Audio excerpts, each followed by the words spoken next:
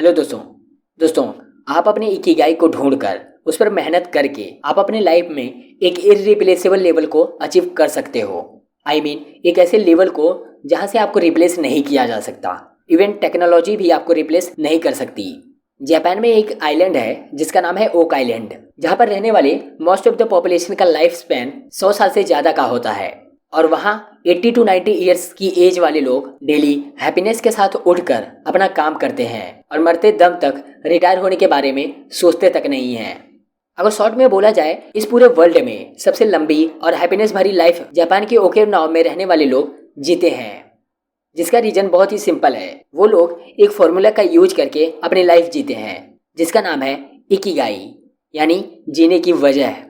Japanese लोग मानते हैं कि आप किसी न किसी खास मकसद के लिए ही इस अर्थ पर आए होते हो और वो मकसद ही आपका एक इकिगाई होता है।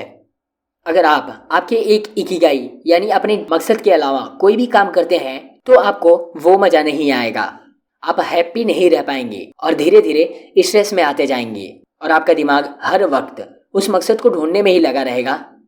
लेकिन अच्छी बात यह है कि इस अर्थ पर एग्जिस्ट करने वाला हर एक इंसान इस जापानीज टेक्निक का यूज करके अपनी लाइफ का इकिगाई यानी अपने जीवन के मकसद को फाइंड आउट कर सकता है।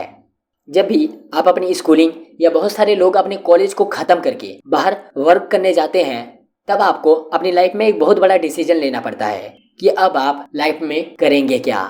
यह डिसीजन लेना हमारे लिए बहुत ही ज़्यादा मस्ट और मोस्ट इम्पोर्टेंट होता है, क्योंकि आपकी लाइफ का सबसे ज़्यादा टाइम आप काम करने में ही स्पेंड करते हो।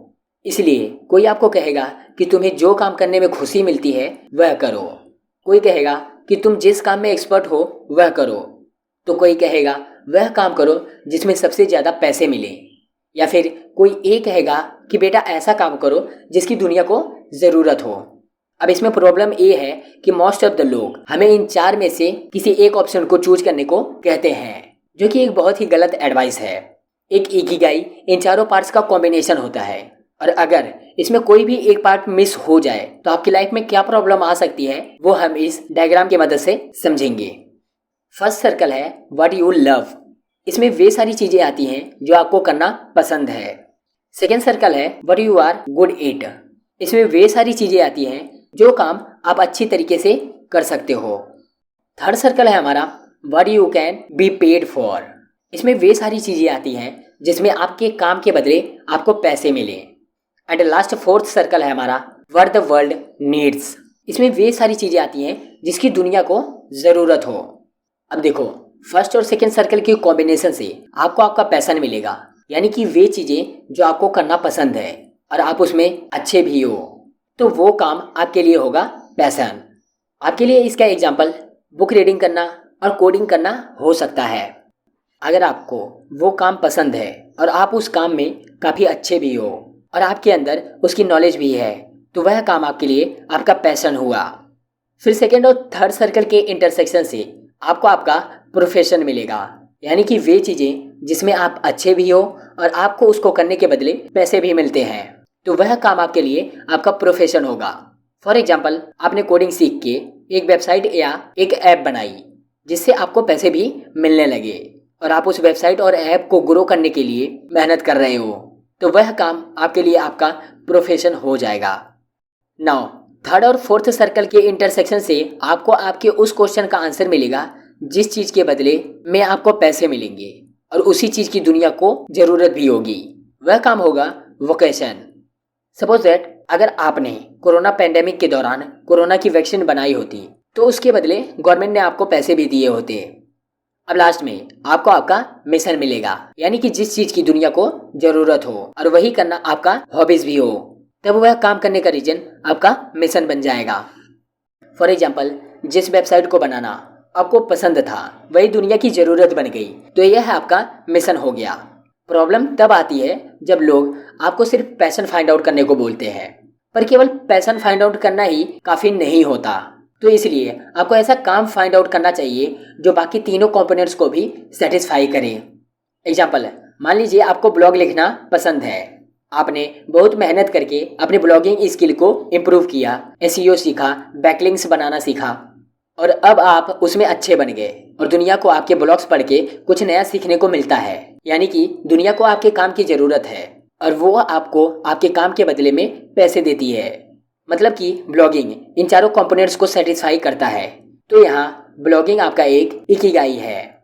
नाउ आपका एम होना चाहिए ऐसी चीज़ को फाइंड करना जो पैशन, प्रोफेशन, वोकेशन और मिशन इन चारों कंपोनेंट्स को सेटिस्फाई करे। और इन चारों कंपोनेंट्स के बीच में ही आपको आपका इकिगाई मिलेगा। यानी कि वो काम मिलेगा जिसे आप पसंद भी करते होंगे, जिसमें आप अच्छे भी होंगे, जिसे करने से आपको पैसे भी मिल रहे होंगे और उस काम की दुनिया को भी ज़रूरत होगी।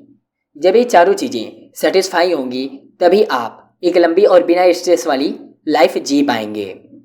एग्जाम्पल देकर बताऊं तो विराट कोहली को क्रिकेट खेलना पसंद है। उसमें वह प्रैक्टिस करके एक बहुत अच्छे क्रिकेटर बने। क्रिकेट खेलने से उनको पैसे भी मिलते हैं और लोगों को उनकी बैटिंग बहुत पसंद भी है, यानी कि दुनिया को उनकी ज़रूरत भी है। विराट कोहली के लिए क्रिकेट इकिगाई के इन चारों कंपोनेंट्स को सेटिस्फाई करता है। मतलब क्रिकेट विराट कोहली का एक इकिगाई है।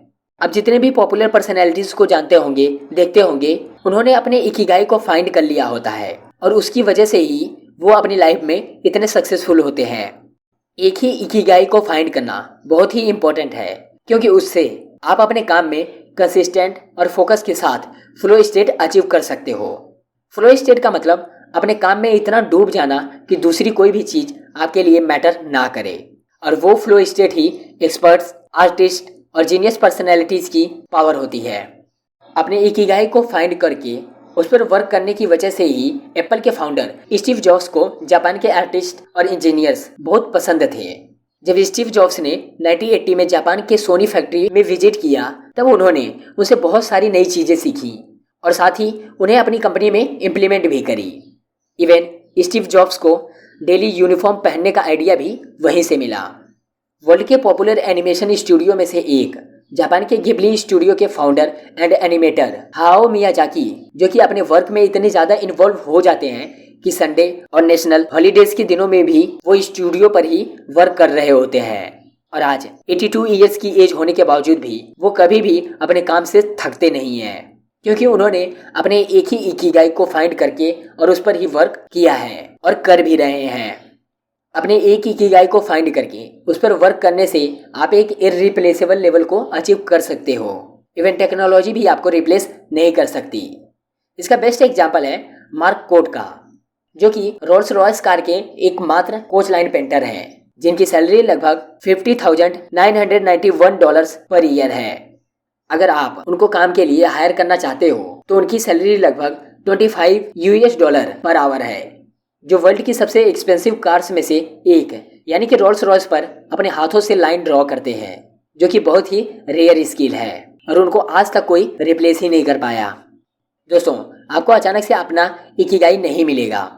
आपको आपकी इंट्यूशन यानी कि आपके अंदर की आवाज़ और क्यूरियोसिटी ही आपको आपका एक इकिगाई फाइंड आउट करने में हेल्प करेगी। उसके लिए आपको डिफरेंट चीज़ें ट्राई करनी पड़ेगी और क्वेश्चंस पूछ के अपने आप को जानना पड़ेगा। और जब भी आपको अपना एक इकिगाई यानी कि अ रीजन फॉर बीइंग मिलेगा तब आपको ऑटोमेटिकली पता चल जाएगा कि हाँ, बस इसी चीज़ की मुझे तलाश थी और आप भी अपने लाइफ में एक इररिप्लेसेबल लेवल को अचीव कर पाएंगे। तो दोस्तों, अगर आपने अपना इकिगाई ढूंढ लिया है तो कमेंट करके हमें भी बताइएगा। इस वीडियो में बस इतना ही। मिलते हैं ऐसी ही और वीडियो के साथ। Till then, bye bye and take care. Thanks for watching.